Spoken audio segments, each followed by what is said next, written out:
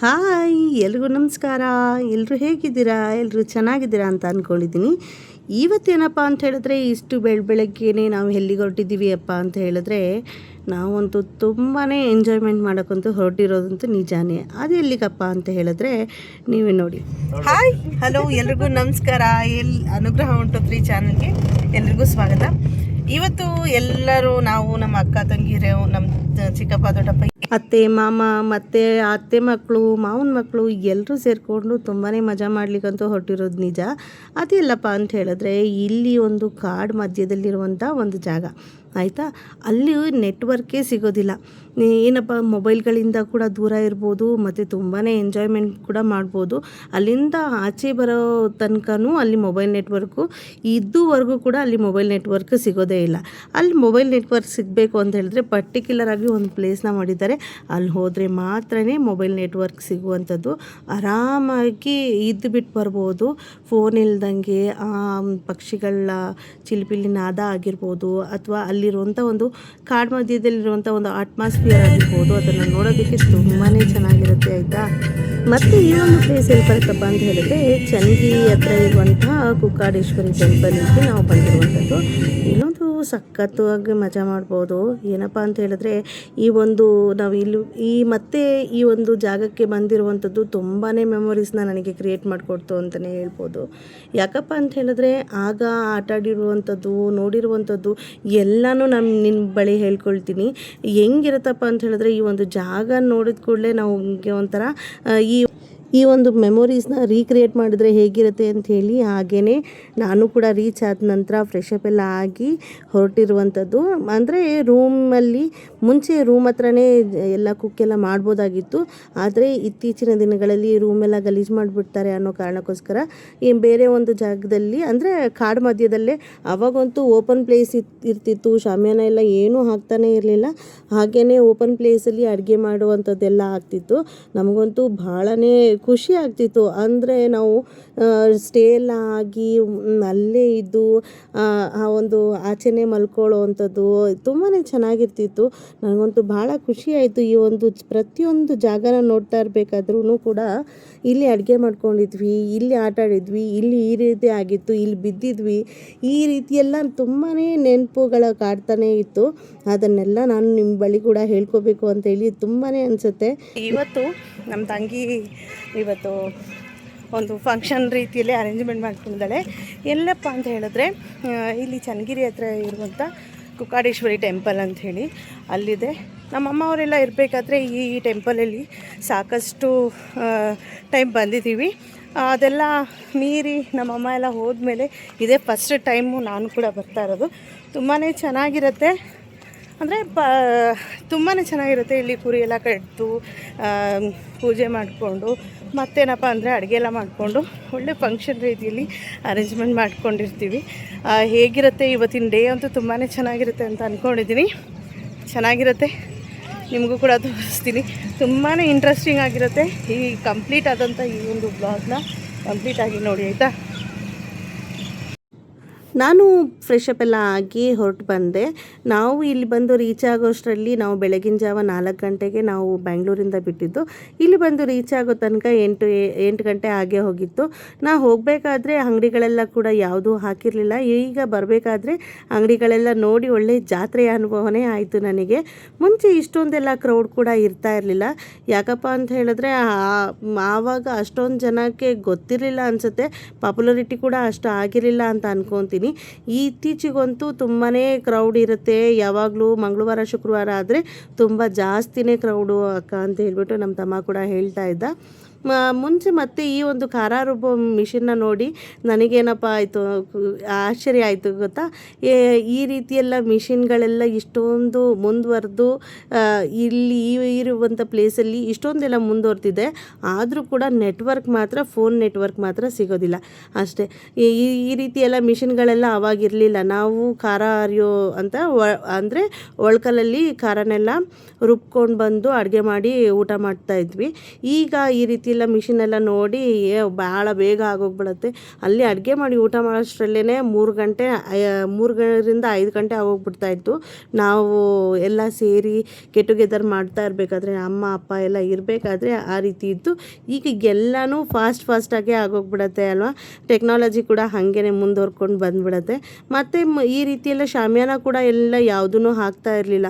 ಅಲ್ಲಿ blue colour ಟಾರ್ಪಲ್ ಕೆಳಗಡೆ ಅಂದರೆ ಅಥವಾ ಮರದ ಕೆಳಗಡೆ ಒಂದು ಟಾರ್ಪಲ್ನ ಹಾಕಿ ಅಲ್ಲಿ ಅಡುಗೆ ಮಾಡಿ ಊಟ ಮಾಡುವಂಥದ್ದು ಈ ರೀತಿಯಾಗಿ ಇರ್ತಾಯಿತ್ತು. ಈಗ ಎಲ್ಲ ಶಾಮಿಯಾನ ಮತ್ತು ನೀರು ಫೆಸಿಲಿಟಿ ಕೂಡ ಅಲ್ಲಿ ಒಂದು ಬಾವಿ ಕೂಡ ಇತ್ತು. ಆ ಬಾವಿಯಿಂದ ನೀರನ್ನ ಸೇದ್ಕೊಂಡ್ಬಂದು ನಾವೆಲ್ಲ ಕೊಡ್ತಾ ಇದ್ದಿದ್ದು. ಇತ್ತೀಚಿನ ದಿನಗಳಲ್ಲಿ ಹೇಗಾಗೋಗ್ಬಿಟ್ಟಿದೆ ಅಂತ ಹೇಳಿದ್ರೆ, ಒಂದು ಕೊಡಪಾನ ಎತ್ತಿದ್ರೆ ಸೊಂಟ ನೋವು ಆ ರೀತಿಯಾಗೋಗ್ಬಿಟ್ಟಿದೆ. ಮತ್ತು ಫೆಸಿಲಿಟಿ ಕೂಡ ಬಂದುಬಿಟ್ಟಿದೆ ಅಲ್ವಾ. ಅಲ್ಲಿ ನಾವು ಅಂದರೆ ಶಾಮಿಯಾನ ಪರ್ಚೇಸ್ ಮಾಡಿದ್ರೆ ನೀರು ಕೂಡ ಅವರೇ ಶಾಮಿಯಾನದವರೇ ಅರೇಂಜ್ ಮಾಡಿ 1-2 ಡ್ರಮ್ ನೀರು ಕೂಡ ಕೊಡ್ತಾರೆ. ಅಲ್ಲಿ ಅಡುಗೆ ಮಾಡಿ ಊಟ ಮಾಡುವಂಥದ್ದು. ನಾವು ಬಂದು ರೀಚ್ ಆಗೋಷ್ಟರಲ್ಲಿ ಇಲ್ಲಿ ಅಡುಗೆಗೆಲ್ಲ ಪ್ರಿಪ್ರೇಷನ್ ಆಗೇ ಹೋಗ್ಬಿಟ್ಟಿತ್ತು. ನನ್ನ ತಂಗಿ ಅಂದರೆ ಅಡುಗೆ ಎಲ್ಲ ನಾವೇ ಮಾಡ್ಕೋತಾ ಇದ್ವಿ ಅವಾಗ. ಈಗ ಭಟ್ರನ್ನ ಕರೆಸ್ಬಿಟ್ಟು ಅಡುಗೆ ಮಾಡೋದ್ರಿಂದ ಬೇಗನೂ ಆಗೋಗ್ಬಿಡುತ್ತೆ, ಅಷ್ಟೊಂದು ಸ್ಟ್ರೆಸ್ ಕೂಡ ಆಗೋದಿಲ್ಲ. ಹಾಗಾಗಿ ಅಡುಗೆ ಕೂಡ ಮಾಡಿಸ್ತಾ ಇರುವಂಥದ್ದು. ಹಾಯ್ ಗೈಸ್, ಇವನು ಯಾರು ಗೊತ್ತಾ? ಯಾರು ಇವನು? ಆರು. ಏನು ಮಾಡ್ತಾರೆ ಇಲ್ಲಿ?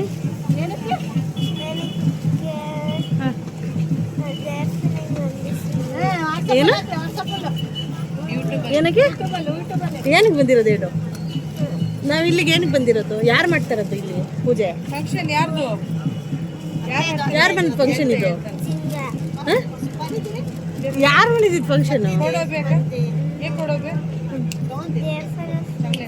ದೇವಸ್ಥಾನದ ಫಂಕ್ಷನ್ ಅಲ್ಲ, ಶೈಲಾಂಟಿದ ಫಂಕ್ಷನ್.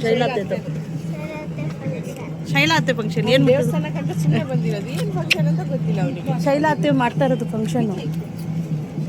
ಇವಾಗ ಎಲ್ಲರೂ ಬರ್ತಾರೆ. ಅವಾಗ ನೀನು ನೋಡ್ಕೊತೀಯಾ ಎಲ್ರಿಗೂ? ಏನಂತ ನೋಡ್ಕೊತೀಯಾ? ಕಟ್ ಮಾಡೋಣ. ಸಾಕಾ? ಹಾಯ್ ಗೈಸ್, ಎಲ್ರೂ ಏನು ಮಾಡಬೇಕು? ಲೈಕ್ ಮಾಡಬೇಕು, ಸಬ್ಸ್ಕ್ರೈಬ್ ಮಾಡಬೇಕು. Thank you. ಬಾಯ್ ಹೇಳು ಎಲ್ರಿಗೂ.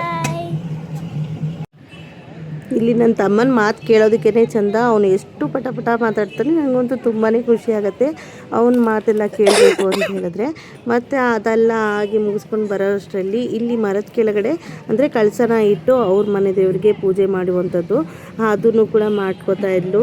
ಹಂಗೆ ಅಕ್ಕಿ ಹಿಟ್ಟಲ್ಲಿ ರಂಗೋಲಿ ಹಾಕ್ತಾಯಿದ್ಲು. ಅದನ್ನು ನಾನು ಕೂಡ ಇಲ್ಲಿ ಸ್ವಲ್ಪ ವಿಡಿಯೋನ ಕ್ಯಾಪ್ಚರ್ ಮಾಡಿಕೊಂಡೆ. ಅಮ್ಮ ಇರಬೇಕಾದ್ರೆ ಆವಾಗ ನಾವು ಕೂಡ ಮಾತಾಡ್ತಾಯಿದ್ವಿ. ಅಂದರೆ ಮರಾಠಿನಲ್ಲಿ ಮಾತಾಡೋದ್ರಿಂದ ಅರ್ಥ ಗೊತ್ತಾಗೋದಿಲ್ಲ ಅಂತ ಹೇಳ್ಬಿಟ್ಟು ನಾನು ಕನ್ನಡದಲ್ಲಿ ಹೇಳ್ತಾ ಇದ್ದೀನಿ. ಆವಾಗ ನಮ್ಮ ತಂಗಿ ಕೂಡ ಹೇಳ್ತಾ ಇದ್ಲು, ಈ ರೀತಿ ಎಲ್ಲ ಅಮ್ಮ ಅಪ್ಪ ಇರಬೇಕಾದ್ರೆ ನಾವೆಲ್ಲ ಎಷ್ಟು ಚೆನ್ನಾಗಿ ಮಾಡ್ತಾಯಿದ್ವಿ, ಈ ರೀತಿ ಎಲ್ಲ ಬಂದು ಇದ್ದು ಅಲ್ಲೇ ಸ್ಟೇ ಮಾಡಿಕೊಂಡು ಕೂಡ ಇರ್ತಾ ಇದ್ವಿ.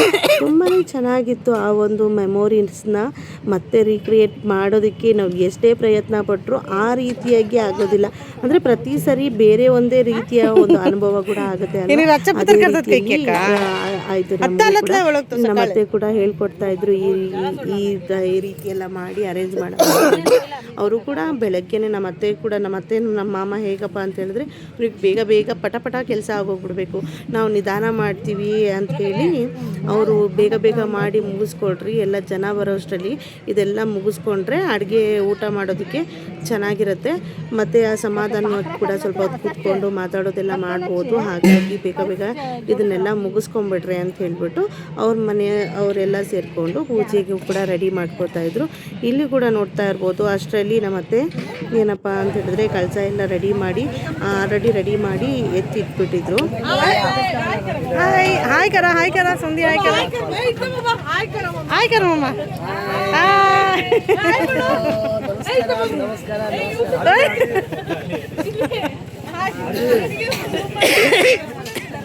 ಡ್ಯಾಡಿ ಬಗ್ಗೆ ನೋಡಿ ನಮ್ಮ ದೊಡ್ಡಪ್ಪನ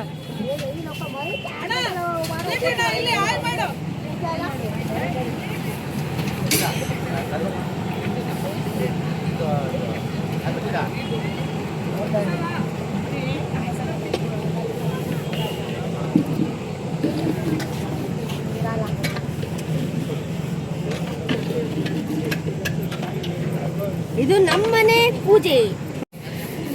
ಈಗ ನಿಮ್ಮನೆ ಪೂಜೆ ತಾನೇ, ಈಗ ಏನು ಮಾಡ್ತಾ ಇದೀಯಾ ಅಂತ ಹೇಳ್ಬಿಟ್ಟು ನೀನೇ ಎಕ್ಸ್ಪ್ಲೇನ್ ಮಾಡಬೇಕು. ಇದು ಚಪಾತಿ ಮಾಡ್ತಾರೆ. ಚಪಾತಿ ಅಲ್ಲ, ಅದು ಅಕ್ಕಿ ರೊಟ್ಟಿ. ನೋಡು, ಚಪಾತಿಗೂ ಅಕ್ಕಿ ರೊಟ್ಟಿಗೂ ವ್ಯತ್ಯಾಸ ಗೊತ್ತಿಲ್ಲ ನಿನಗೆ? ನಾನು ಕನ್ನಡ ಆಗಿದ್ದವನ, ಕನ್ನಡ ಗೊತ್ತಿಲ್ಲ, ನಂಗೆ ಏನು ಮಾಡಲಿ? ನಿಂಗೇನು ಮಾಡಲಿ? ಅಯ್ಯೋ, ನೀನು ಕರ್ನಾಟಕದಲ್ಲಿದ್ದು ಕನ್ನಡ ಬರಲ್ಲ ಅಂದರೆ ಹೆಂಗೆ ಹೇಳು? ಕನ್ನಡ ಓದಕ್ಕೆ ಬರುತ್ತಲ್ಲ? ಕನ್ನಡ ಮಾತಾಡಕ್ಕೆ ಬರುತ್ತೆ. ಯಾಕೆ ಬರಲ್ಲ? ಯಾಕೆ ಬರಲ್ಲ ಹೇಳು? ನಂಗೆ ಗೊತ್ತಿಲ್ಲ. ಯಾಕೆ ಅಂದರೆ ನೀನು ಜಾಸ್ತಿ ಮಾತಾಡಲ್ಲ, ಅದಕ್ಕೆ ನಿನಗೆ ಬರಲ್ಲ. ನೀನು Kannada movie, Kannada news paper ಎಲ್ಲ ನೋಡಬೇಕು, ಓದಬೇಕು. ನಾವು ಹಿಂದಿ ಮೂವಿ, ಹಿಂದಿ ನ್ಯೂಸ್ ಪೇಪರಲ್ಲಿ ಇಂಗ್ಲೀಷು ಅದು. ಸರಿ, ಇವಾಗ ಯಾಕೆ 5 ರೊಟ್ಟಿ ಮಾಡ್ತಿರೋದು ನಿಮ್ಮ ಮಮ್ಮಿ?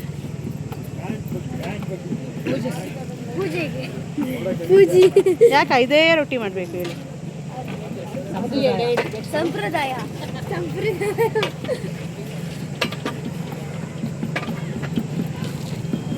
ಸರಿ, ಹೋಗಿ ಬಂದ್ಯಾ ದೇವಸ್ಥಾನಕ್ಕೆಲ್ಲ? ಇವನಂತ ಅವಾಗಿಂದ ತಲೆ ಕೆಡ್ಸ್ತಾನೆ. ಅವಾಗಿಂದ ಏನಾದ್ರು ಕೊಡ್ಸ ಏನು ಕೊಡ್ಸ್ಬೇಕು ಹೇಳಪ್ಪ? ನನ್ನ ಹತ್ರ ಕಾಸೇ ಇಲ್ಲಪ್ಪ. ಕಾಯಿ ಐನ कुठं तुझ्या? आता तिला उडून घालताय. ಇಲ್ಲಿ ನೋಡಿ, ಬೆಳಗ್ಗೆ ನಾಷ್ಟಕ್ಕೆ ಚಿತ್ರಾನ್ನ ಮಾಡ್ಕೊಂಡಿದ್ವಿ. ಅದಾದ್ಮೇಲೆ ಮೊಸರನ್ನ ಇತ್ತು, ಉಪ್ಪಿನಕಾಯಿ ಇತ್ತು. ಅದಾದ್ಮೇಲೆ ಖಾಲಿ ಆಗ್ಬಿಟ್ಟು ಅದಾದ್ಮೇಲೆ ಇದೇನು ಮಾಡ್ತಿದ್ದಾರೆ ಇವಾಗ ಸಂಜೆ ಊಟಕ್ಕೆ ಸಂಜೆ ಊಟ ಮಾಡ್ತಾರೇನೋ? ಮಧ್ಯಾಹ್ನ ಕಣೋ ಊಟಕ್ಕೆ. ಏನು ಮಾಡ್ತಾರದು? ಏನು ಮಾಡಿಸ್ತಾ ಇದ್ದೀರಾ ನಿಮ್ಮ ಮನೇಲಿ? ಸರಿ, ನಿಮ್ಮ ಮನೇಲಿ ಏನು ಮಾಡಿಸ್ತಾ ಇದ್ದೀರಾ ಹೇಳು? ಹಾಂ, ಚಿಕನ್ ಸಾಂಬಾರ್. ಚಿಕನ್ ಅನ್ನೋದು ಅದು ಮಟನ್ ಕಣೋ. ಮಟನ್ ಮಾಡಿಸಿ ಚಿಕನ್ ಅಂತೀಯಲ್ಲೋ, ಏನೋ ಹುಡುಗ. ಶೀಪಿಗೆ ಚಿಕನ್ ತಾನೆ ಅನ್ನೋದು. ಶೀಪಿಗೆ ಚಿಕನ್ ಅಂತಾರೇನೋ? ಹಾಗಾದ್ರೆ ಹೆಣ್ಣಿಗೆ ಏನಂತಾರೋ? ಮಟನ್. ಈ ಹುಡುಗನಿಗೆ ಎಷ್ಟನೇ ಕ್ಲಾಸ ನೀನು? 9ನೇ ಕ್ಲಾಸ್. ಹಾಂ, ಶೀಕಿಗೆ ಏನಂತಾರೋ? ಹಾಂ, ಹೆಣ್ಣಿಗೆ ಏನಂತಾರೋ? ಮತ್ತೆ ನಾಟಿ ಚಿಕನ್ ಅಂತಾರೆ. ನಾವು ಬರೀ ಫೂಲ್ ಮಾಡ್ತಾ ಇರೋದು. ಏಪ್ರಿಲ್ ಫೂಲ್ ತಾನೆ, ಅದಕ್ಕೆ ಓಕೆ. ಎಲ್ರಿಗೂ ಫೂಲ್ ಆದ್ರಾ? ಅಲ್ಲ, ಎಲ್ರು ಫೂಲ್ ಆಗಿದ್ದೀರಾ ತಾನೆ? ನೋಡಿ, ಎಲ್ಲ ಫೂಲ್ ಆಗಿದ್ದಾರೆ. ನಿನ್ನ ತಂಗಿ ಎಲ್ಲ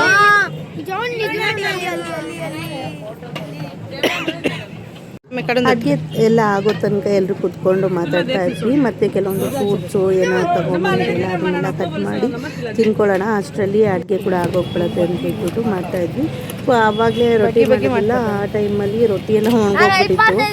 ಮತ್ತೆ ನಮ್ಮ ಅತ್ತೆ 2 ಗೊತ್ತಿಲ್ಲ ಅಂದ್ರೂ ತಟ್ಟೆ ಇಟ್ಕೊಳ್ಳೋದು ಭಾಳ ದೊಡ್ಡ ರೊಟ್ಟಿ ತಟ್ಟಿ ಇಟ್ಬಿಟ್ಟಿದ್ಲು. ಅಂದರೆ ಅಲ್ಲಿ ಸ್ಟವ್ ಖಾಲಿ ಆಗಿರಲಿಲ್ಲ, ಹಾಗಾಗಿ ರೊಟ್ಟಿ ಆವಾಗಲೇ ಬೇಯಿಸೋಕ್ಕಾಗಲಿಲ್ಲ. ಮತ್ತೆ ಹೋಗ್ಬಿಟ್ಟಿತ್ತು. ಮತ್ತೆ ಎಲ್ಲ ತೆಗೆದು ಮತ್ತೊಂದು ಸರಿ ಮಾಡಿಕೊಂಡು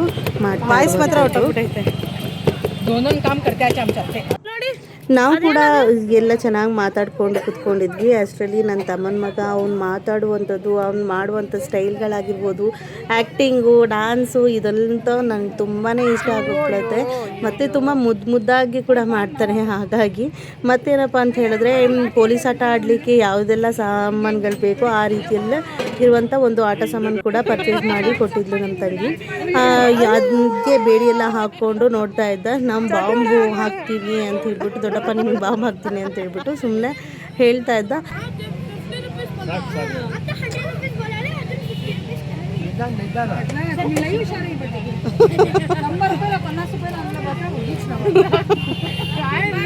ಇವಾಗ ಸಾಕು, ತೆಗಿ, ಇವಾಗ ಸಾಕು. ಕಾಣಂಗಲ್ಲತ್ತೆ ನಕ್ಕೋ.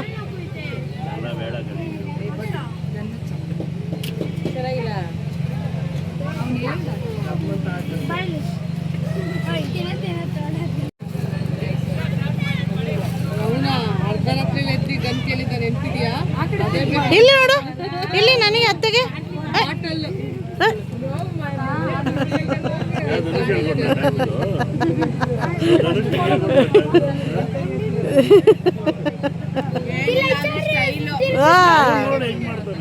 ಆಮೇಲೆ ಬೇರೆ ಬೇರೆ ಈ ಥರ ಮಾಡೋಕ್ಕಾಗತ್ತಾ ನಿಮಗೆ? ನಿಮಗಾಗತ್ತಾ ಮಾಡೋಕ್ಕೆ?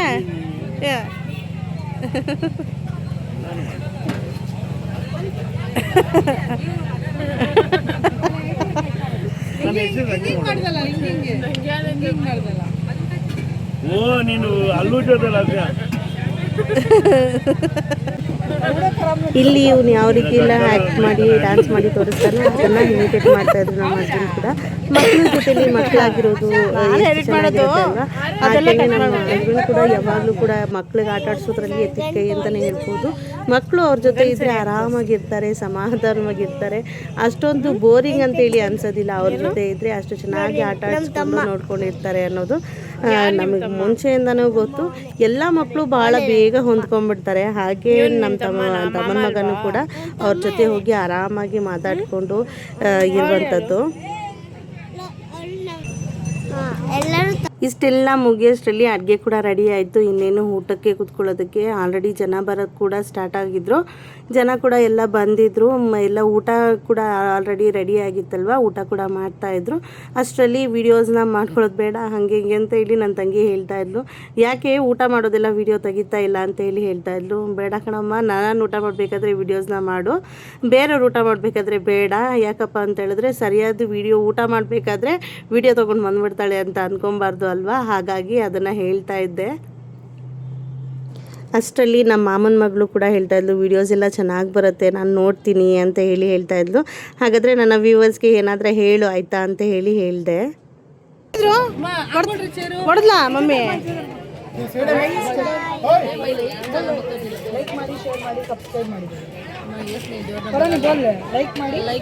ಸಪೋರ್ಟ್ ಮಾಡಿ ಬೋಲಕ್ಕ. ಸಪೋರ್ಟ್ ಮಾಡಿ ನಮ್ಮ ತಂಗಿ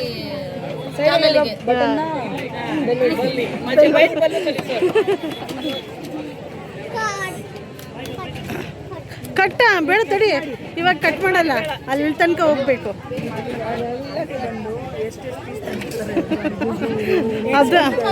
ಅದು ಮಾತ್ರ ಹಿಡಿಯಲ್ಲವ ನಾನು, ನೀನು ಒಳ್ಳೆ ಹೇಳ್ದೆ. ಇವರು ಕೂಡ ನಮ್ಮ ಚಿಕ್ಕಮ್ಮ ಯಾವಾಗಲೂ ಆ್ಯಕ್ಟಿವ್ ಆಗಿರ್ತಾರೆ, ಎನರ್ಜೆಟಿಕ್ ಆಗಿರ್ತಾರೆ, ಮತ್ತು ಎಲ್ಲ ಕೆಲಸದ್ರಲ್ಲೂ ಮುಂದೆ ಅಂತಲೇ ಹೇಳ್ಬೋದು. ನಮ್ಮ ಚಿಕ್ಕಮ್ಮ ಯಾವಾಗಲೂ ಹೆಂಗೆ ಎನರ್ಜೆಟಿಕ್ ಆಗಿ ಇರಬೇಕು ಅನ್ನೋದು ಅವರ ಒಂದು ಮನೋಭಾವನೆ ಕೂಡ. ಅವರು ಕೂಡ ನಮಗೂ ಕೂಡ ಅದನ್ನೇ ಹೇಳ್ಕೊಡ್ತಾರೆ. ಮತ್ತು ಇವರು ಕೂಡ ನಮ್ಮ ಚಿಕ್ಕಪ್ಪ ಮೊಮ್ಮಗಳು, ಸೊಸೆರು, ಮಗಳು ವಿಡಿಯೋ ತೆಗಿತಿದ್ದೀರಾ? ಎಲ್ಲರೂ ತುಂಬ್ಕೊಂಡ್ಬಿಟ್ಟಿದೀವಿ.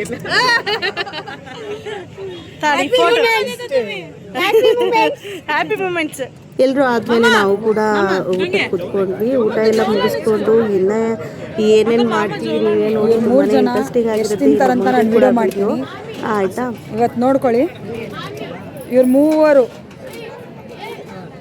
ಮೂವರು ತುಂಬ ಜಾಸ್ತಿ ಊಟ ಮಾಡೋದು ಅಪೇಕ್ಷೆ ಮಾಡ್ತಾ ಇದ್ದೀನಿ. ಅಪೇಕ್ಷೆ ಸಾರಿ, ಕನ್ನಡ ಜಾಸ್ತಿ ಬರಲ್ಲ, ಅಡ್ಜಸ್ಟ್ ಮಾಡ್ಕೊಳ್ಳಿ ಮೇಡಮ್.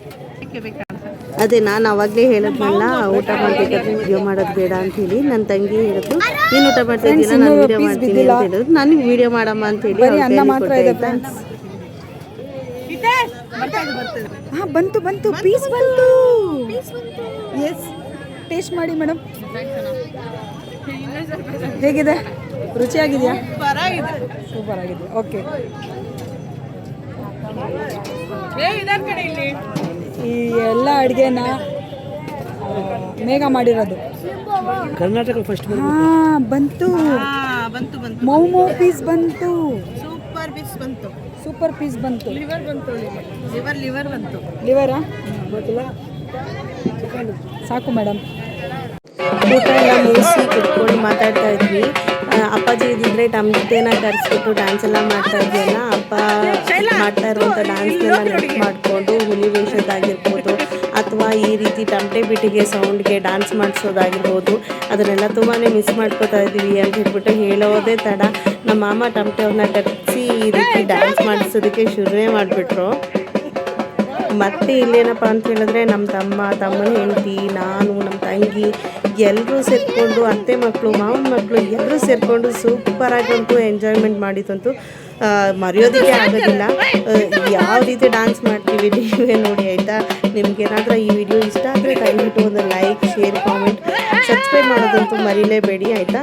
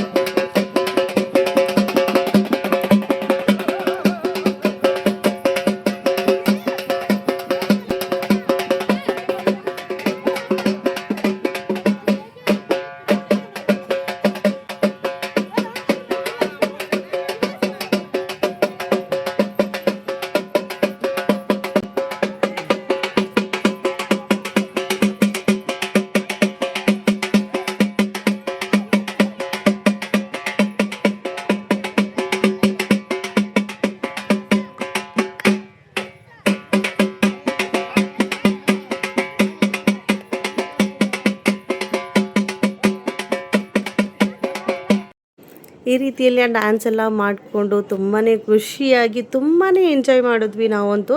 ಮತ್ತೆ ಅಲ್ಲಿ ರಾತ್ರಿ ಕೂಡ ಸ್ಟೇ ಆಗಿದ್ವಿ. ಅಷ್ಟರಲ್ಲಿ ನಾವು ಕೂಡ ಕೆಲವೊಂದಿಷ್ಟು ಫೋಟೋಸ್ಗಳು ವೀಡಿಯೋಸ್ಗಳನ್ನೆಲ್ಲ ಮಾಡ್ಕೊಳ್ಳೋಣ ಅಂತ ಹೇಳಿ ಫೋಟೋಸು ವೀಡಿಯೋಸು ಒಂಥರ ಚೆನ್ನಾಗಿತ್ತು. ಎಲ್ಲರ ಜೊತೆಗೆ ಸೇರಿದ್ದು, ಎಲ್ಲರ ಜೊತೆ ಫೋಟೋಸ್ ವೀಡಿಯೋಸ್ ಎಲ್ಲ ಮಾಡ್ಕೊಂಡಿತ್ತು. ನನಗಂತೂ ಭಾಳ ಖುಷಿನೇ ಆಯಿತು ಅಂತಲೇ ಹೇಳ್ಬೋದು. ನಿಮಗೂ ಕೂಡ ಭಾಳ ಖುಷಿಯಾಗಿರುತ್ತೆ ಅಂತ ಅಂದ್ಕೊಂಡಿದ್ದೀನಿ. ನಮಗಂತೂ ತುಂಬಾ ಮನಸ್ಸು ತುಂಬಿ ಬಂತು ಅಂತಲೇ ಹೇಳ್ಬೋದು.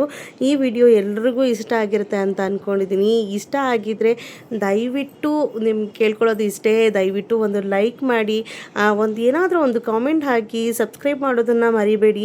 ಎಷ್ಟು ಜನ ನಾನು ಪ್ರತಿ ಸರಿ ವಿಡಿಯೋ ಮಾಡಿದಾಗಲೂ ಹೇಳ್ತೀನಿ, ಎಷ್ಟು ಜನ ವೀಡಿಯೋಸ್ನ ನೋಡ್ತೀರಾ, ಈ ಒಂದು ಕೆಲಸನ ಮರ್ತು ಹೋಗ್ಬಿಟ್ಟಿರ್ತೀರಾ ಅಂತ ಹೇಳ್ತಾ ಈ ಒಂದು ವಿಡಿಯೋನ ಇಲ್ಲಿಗೆ ಎಂಡ್ ಮಾಡ್ತಾ ಇದ್ದೀನಿ. ಕರ್ಬೇಕಾ bye, take care. Good for you all.